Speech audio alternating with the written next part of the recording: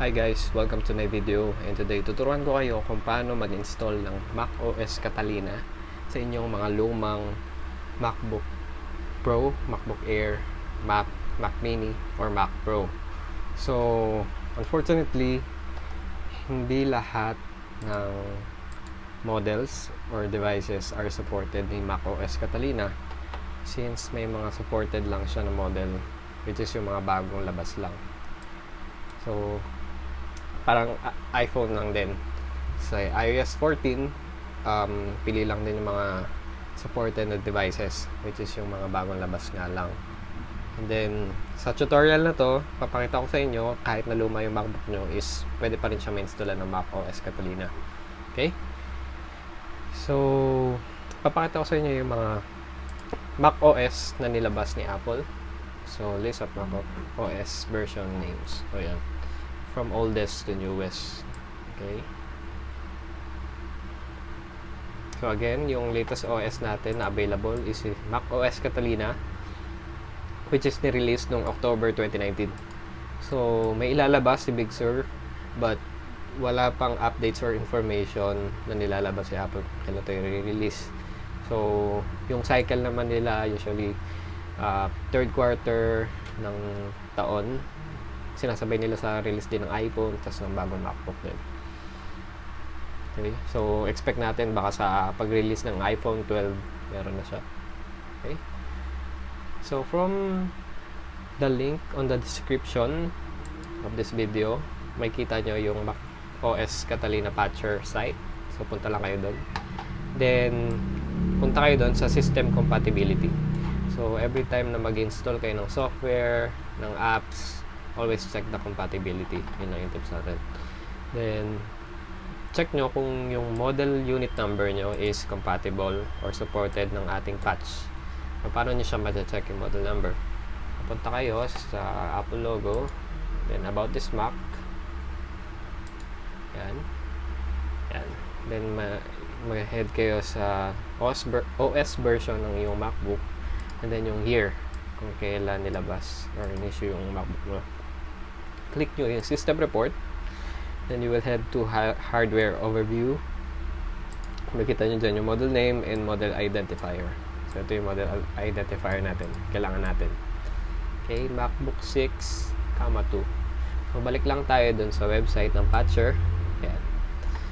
So check natin kung nandito siya sa list ng compatible or supported device. Okay, as you can see, ayan, MacBook 6, X. So, this been supported yung MacBook natin.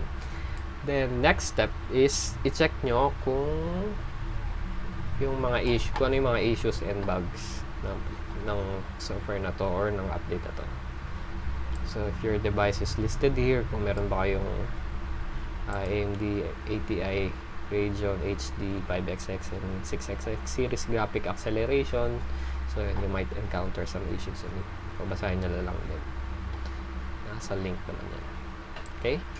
So, now na na-check natin yung system compatibility and yung known issues, pwede na tayo mag-proceed sa pag-download ng ating patcher. Okay? Click nyo lang yung download latest version. Ganyan. Pumupunta kayo sa download pane. Yung download pane, makita nyo yung progress ng download nyo. Okay? But a while ago may dinownload na ako. For the sake of this video, download ko siya ulit.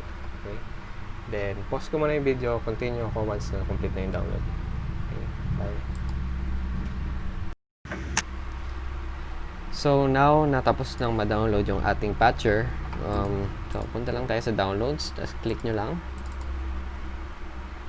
double click, yan, then skip the verification. Okay. So, right click nyo lang and click open. Okay.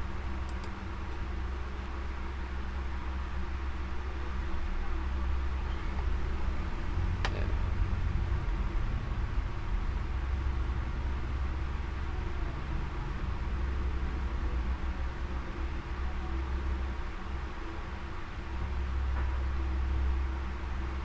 Then Click nyo lang yung open. Okay. So, sobrang straightforward lang ng process na to. So, continue ka lang. Yan. Ignore and continue. Okay. So, papapiliin kayo kung browse a copy or download a copy. So, kung may copy na kayo ng OS, browse for a copy, magpapop up yung folder, tapos navigate nyo lang kung nasan yung OS nyo. Pero since nawala pa akong copy nito, so click ko yung download the copy. Then yan, start download natin. Yan.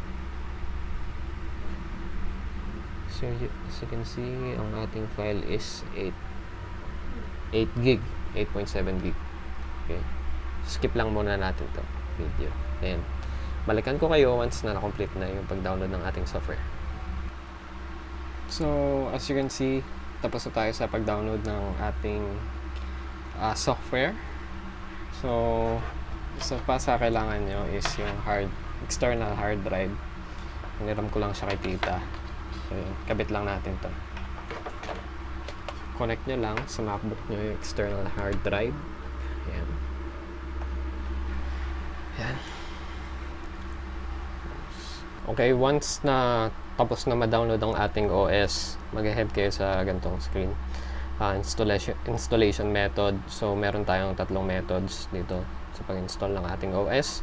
So, install to this machine, create a bootable installer, and create an ISO image. But, ang gagamitin natin is create a bootable installer since ito yung pinaka-safe at highly recommended.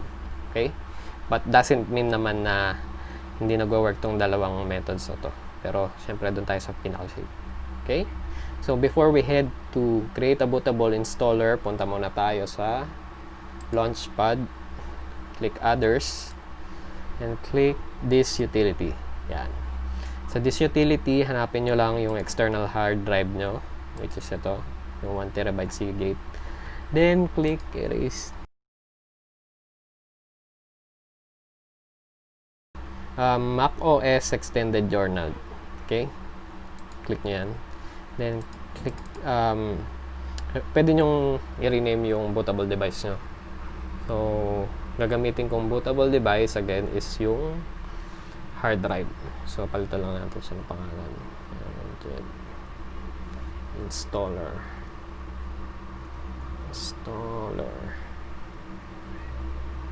Yan.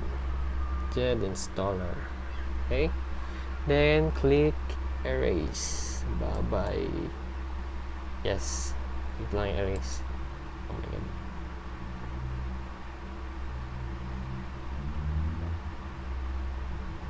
Lagot kay tita.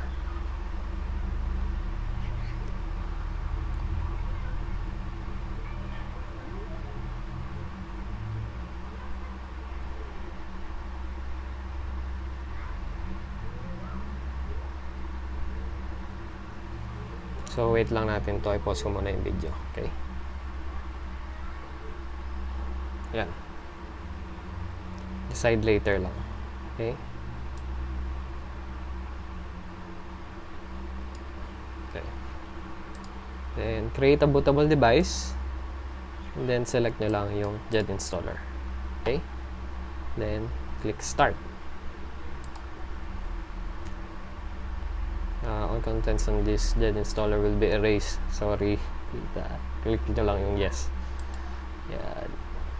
Then, mag-open. Then, click nyo lang yung password nyo. Enter nyo lang yung password nyo. Then, click OK.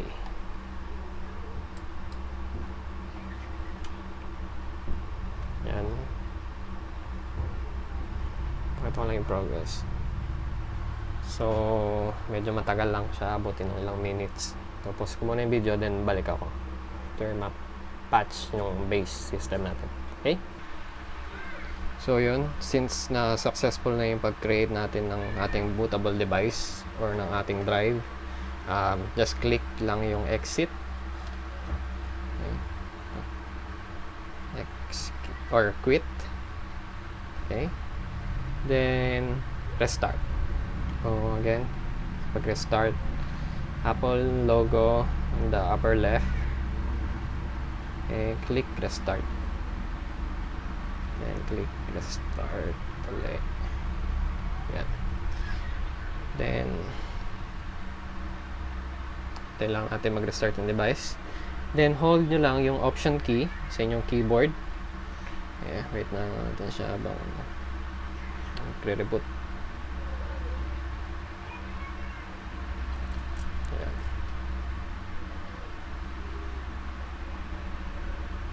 Ayan.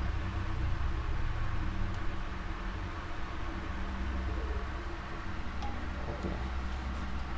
Choose a network. Okay. Wait lang. Sorry, hindi pala choose na network. EFI boot or pwede ring lumabas dyan yung nirename nyo, which is yung JED installer for example, or pwede ring EFI boot. So basta yung may share na logo or Catalina na logo. Okay, click to and it will take a while.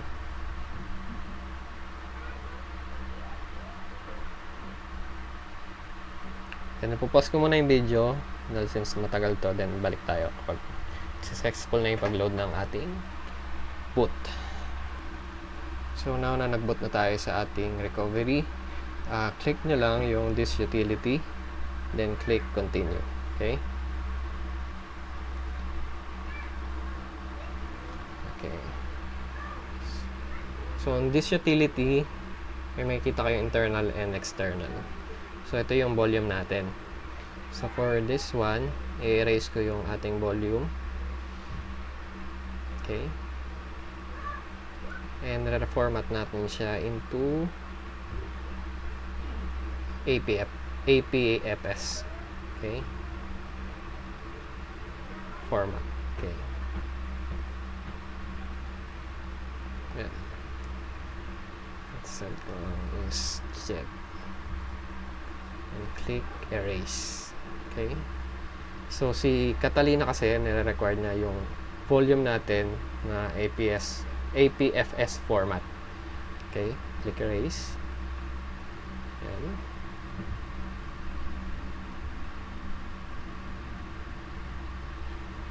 Wait lang natin.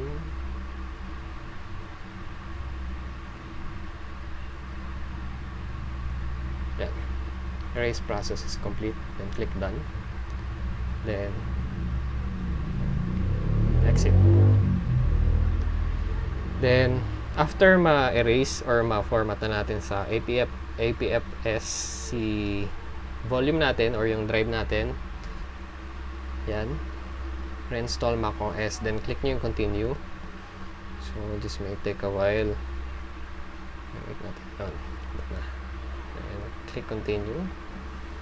This is a very straightforward process. Agree lang and agree. Okay, then click nyo lang yung ating drive and click install. So it will take a while. So naputo lang yung video kanina, pero once na click natin yung load yung drive, yan, and this will take a while. Ganyan, nakikita nyo sa screen. So, then i-pause ko lang yung video, then balikan ko kayo once na na-complete na to. So once na ma-complete na yun, magre-restart yung device nyo and mapupunta tayo sa next installation process, which is mas matagal. Maabutin siguro ito na isang oras or ilang 40 minutes or 30 minutes. So yan, ipopause ko ulit yung video, then continue ko once na na-complete na to. Okay? So after 1 hour, ayan, okay na yung installation ng OS natin. Ayan, click lang yung continue, then continue lang, like magsa-set up ng iPhone. Ayan. Set network. Okay. Type nyo yung network password, click enter, then continue. Okay.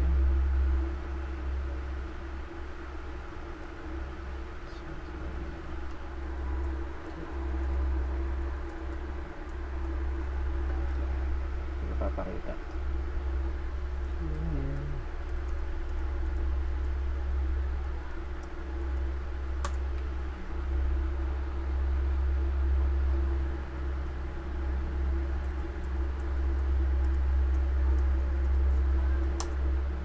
enter nyo lang yung Apple ID nyo. Okay. Mangingi siya ng verification code.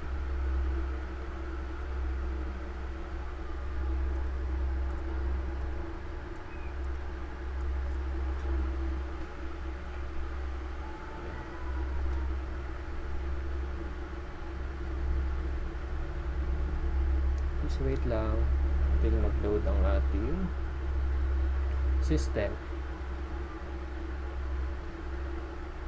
Actually, first time kong gagawin to. Hindi ko alam kung successful ba. Agree.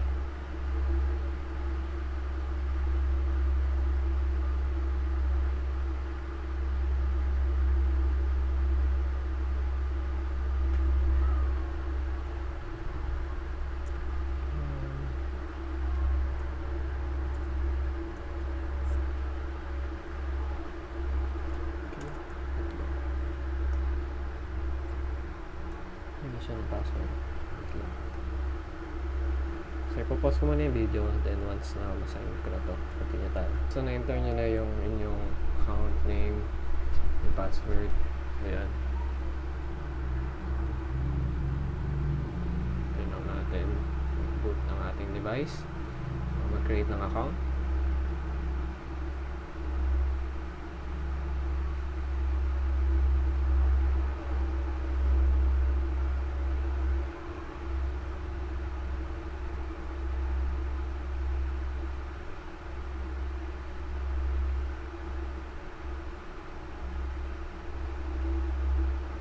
Setting account lang.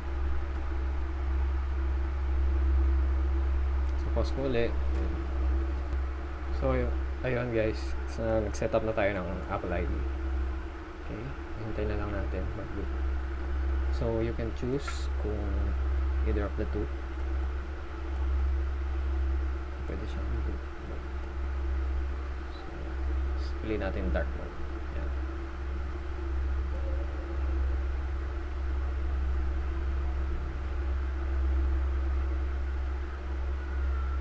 Setting up your Mac. Wait lang natin.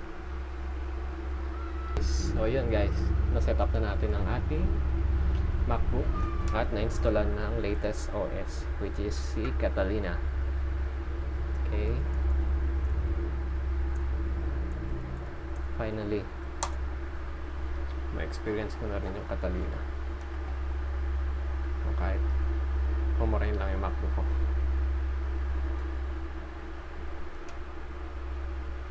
Password, click enter. Hintayin lang natin. Medyo mabagal lang siya kasi bagong setup. Fresh installation yung ginawa natin.